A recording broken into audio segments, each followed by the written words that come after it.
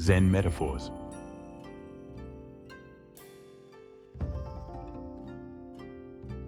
Pushing a gourd into water.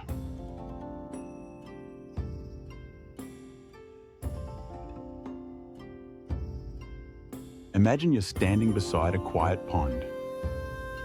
You toss a hollow gourd into the water, and it floats.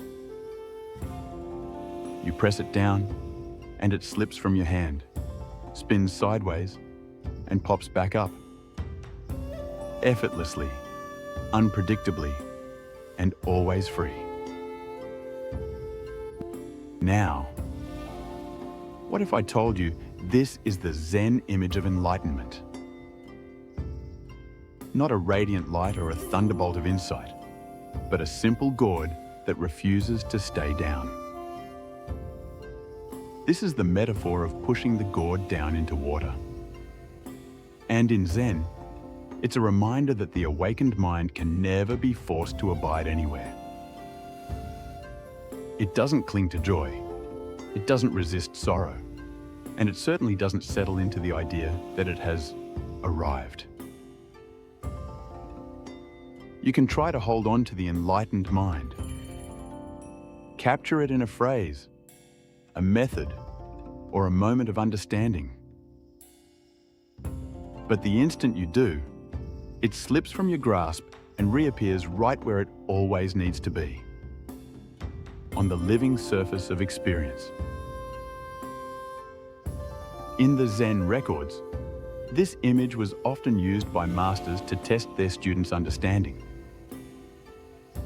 Because most seekers want enlightenment to be a kind of final destination, a permanent state of peace, or a refuge from confusion.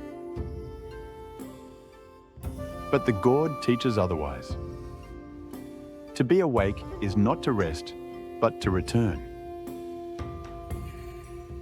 It's not to freeze the mind into stillness, but to allow stillness to express itself as motion, as laughter, as thought, as life itself.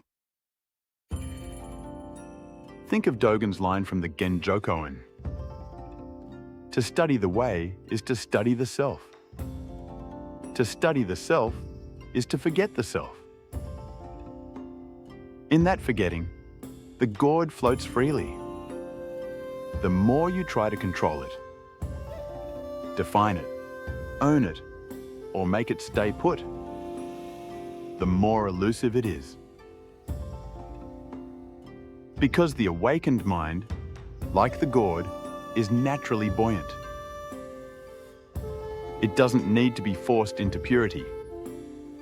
Its purity is revealed when the hands of grasping stop trying to hold on.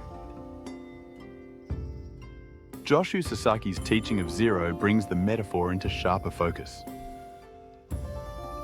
He described the awakened mind as non-abiding functioning, the ability to engage every circumstance fully, without ever being trapped by it. In this zero mind, there's no fixed someone performing the action. There's only the activity itself. Speaking, listening, walking, teaching, breathing. Try to push this zero down. Try to conceptualize it. And it spins away, untouchable, resurfacing as the next activity, the next breath, the next thought. And that's the point. The gourd doesn't rest at the bottom because there is no bottom. Reality itself has no floor. Only an infinity of activities arising and disappearing. To be enlightened is not to stand outside that reality, but to move with it effortlessly. Stillness within motion. Motion within stillness. So when we speak of the enlightened mind, we aren't talking about a mind that's finally at rest. We're talking about a mind that responds naturally and appropriately. A mind that floats precisely because it's empty. Light, unburdened, and free from the cherishing of self. The gourd never stops moving. It never gets stuck. It never abides. It simply returns, again and again, to the surface of things. And that's what the enlightened mind does too. Arising, disappearing, responding, and returning. Each moment spinning freely in the vast pond of existence.